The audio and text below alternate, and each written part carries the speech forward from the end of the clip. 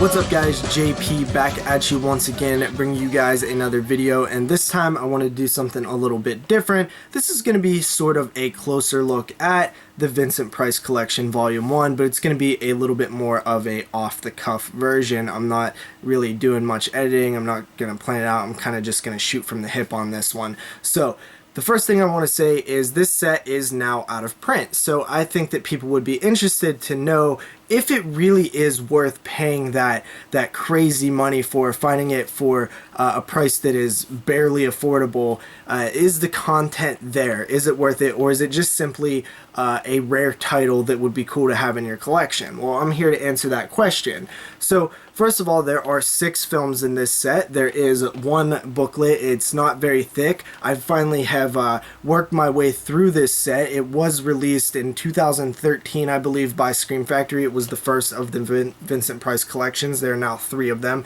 and it's one of the only titles from Scream Factory to go out of print, and it is very out of print now. I was lucky enough to grab it early on, so I do have a copy, and I finally worked my way through not only the films, but also the booklet and every single special feature, including trailers, in this set. So there's a lot of content here. I'm going to talk very briefly about this set and each of the films in it. So first up, you have The Pit and the Pendulum from 1961. This was part of the Roger Corman Poe cycle, as it's called, where Roger Corman was adapting, sometimes very loosely, all of these Edgar Allan Poe stories. And sometimes these stories were very short, so they would have to do a lot of filler and make up stories along the way. The Pit and the Pendulum is a decent movie. A lot of these films that Roger Corman done with Vincent Price at the time were very slow-paced, and they were very sort of period pieces, very old-timey. And this one, Pit and the Pendulum, moves a little bit slow. I did rate it a 7 out of 10, but I would consider bumping down my rating upon rewatching it with the commentary and stuff, just because it's just not that interesting. Its pacing isn't super good. I know that there are a lot of people who are fans of these Corman Poe films, but I think that they're sort of one and done. Yeah, I don't think you can really get much enjoyment out of rewatches. And that film in particular, you know, the ending is very chilling, but at the same time, as soon as that chilling effect's over, you're instantly like, well, that doesn't make that much sense.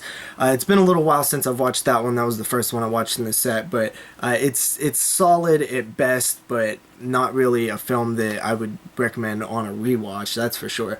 After that, we have The Fall of the House of Usher, which is a little bit better, but I still wasn't too crazy about it. This one, I thought Vincent Price was really interesting because he sort of plays a different role. He actually dyes his hair bleach blonde and plays this very sort of reserved character who's like living in this house, who like was never out in the sunlight and stuff like that. Kind of a cool concept, but it's a little dry and slow-paced and boring as well. But I think that I would probably give that one about a 7 out of 10. The Pit and the Pendulum, I'd give more like a 6 or a 6.5. After that, we have The Mask of Red Death, and this one was probably the most solid out of the 2 that we've talked about so far. So this third one here from 1964 is actually pretty good. The atmosphere is there, and the overall just setting of the film feels really cool. It was all sort of done on a set, and it gives it this very, very neat atmospheric feel to it. And I thought that the story and the pacing was just a little more easy to handle, and it was a little more interesting as you went on. That one was probably about a 7 out of 10 as well. And then you have The Abominable Dr. Phibes, and this one was really, really cool. Abominable Dr. Phibes came out in 71. Definitely the easiest to handle out of the now 4 that I've mentioned. It's honestly very fun. The Vincent Price character in this one, Dr. Phibes, or Phoebes, is really interesting, very sinister.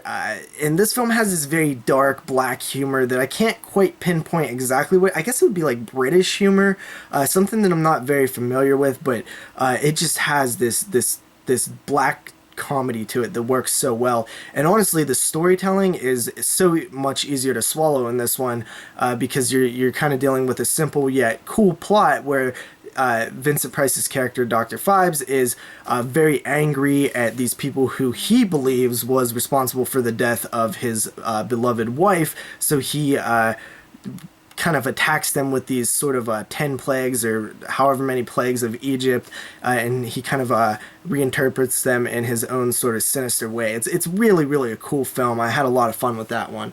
And after that, you have The Haunted Palace from 1963, and this one was, not that bad either. I believe this one was actually based on a H.P. Lovecraft story, if I'm not mistaken, but I could be mistaken on that one. Even though it was kind of billed as an Edgar Allan Poe type thing, they did a lot of weird, like, trickery back then.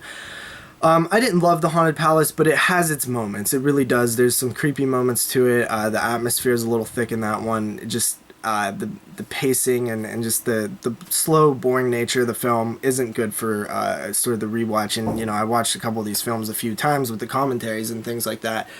And finally, we have 1968's The Witchfinder General, which I definitely think is the strongest film in this box set. It is really, really good. I think it's one of Vincent Price's best roles from what I've seen. He plays a very despicable character. I've talked about this one a few times now. It really was a huge surprise to me because I loved this film. Like, I was really into it. I only rated it about a 7.5 out of 10, but that's might be a little low because this film is seriously a good movie. I love the setting. I love the character. I love what's happening. The witch product of the film is very, very good. Good stuff there. I would probably give Abominable Dr. Phibes a 7.5 out of 10.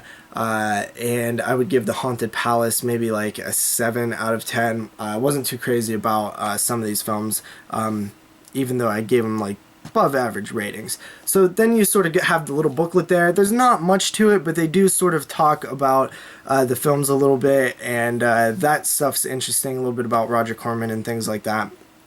I'm not actually a big fan of booklets in box sets. Even though it's a nice addition, I often don't find myself too interested in the actual text and the write-up that's there. Because most of that stuff is covered in the special features anyway. I mean, one of the coolest special features on this set is you have a lot of the... Vincent Price did these things for the Iowa Public Access Television back in the day where he introed and outroed some of his films, and the ones that are included on this, like The Pit and the Pendulum, Witchfinder General, I believe Fall of House of Usher is on there as well. Abominable Dr. Phibes isn't, but he, back in like 1985, he introed these in a cool little fireplace area where he talks about his roles in the film, and then kind of does a little wrap up. Those are really cool. Like, it really sets the mood for these films, and you really get right involved with watching it. You feel like you're watching it on TV, like back in the late 80s or early 90s or whatever. Super cool stuff there. I was so glad they threw those in there, which aren't even listed, I don't believe. Oh yeah, some of them are.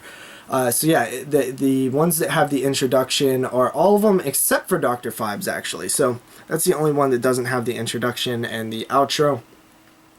There is audio commentaries throughout. Some of them were interesting, some of them were not.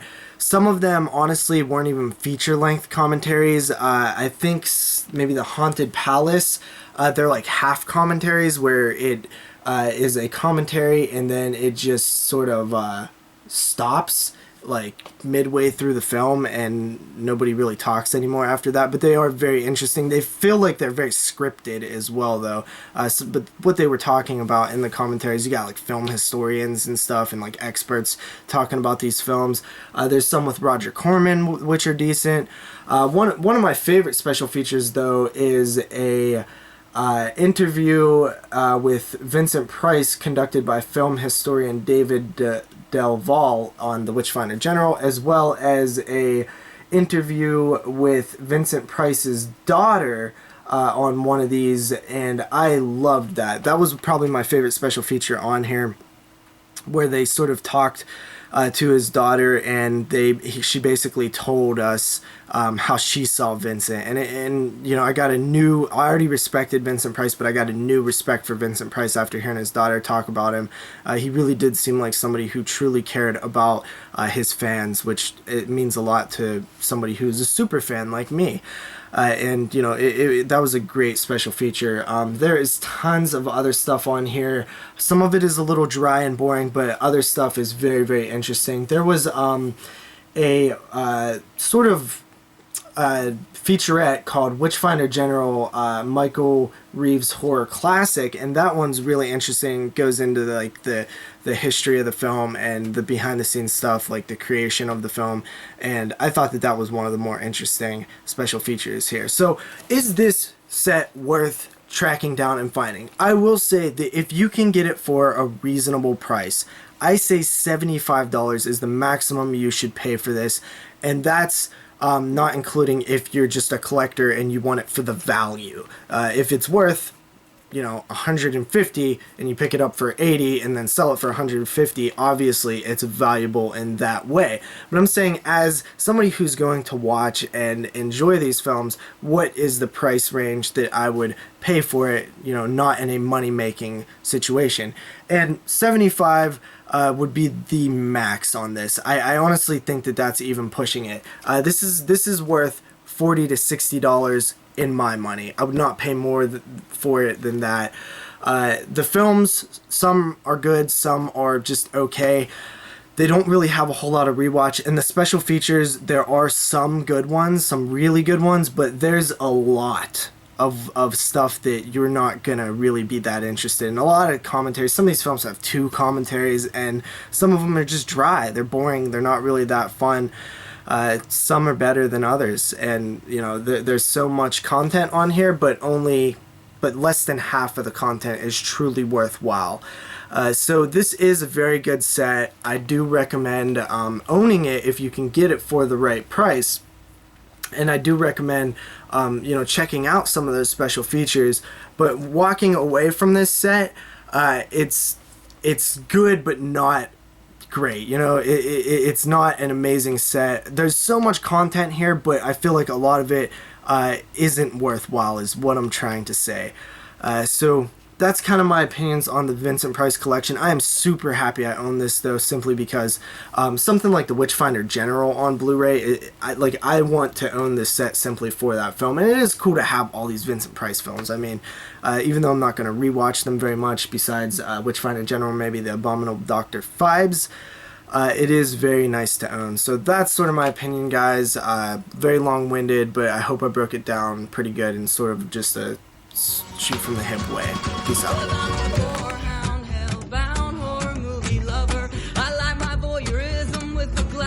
Red rum, 'cause I'm a gorehound, hellbound, or movie lover.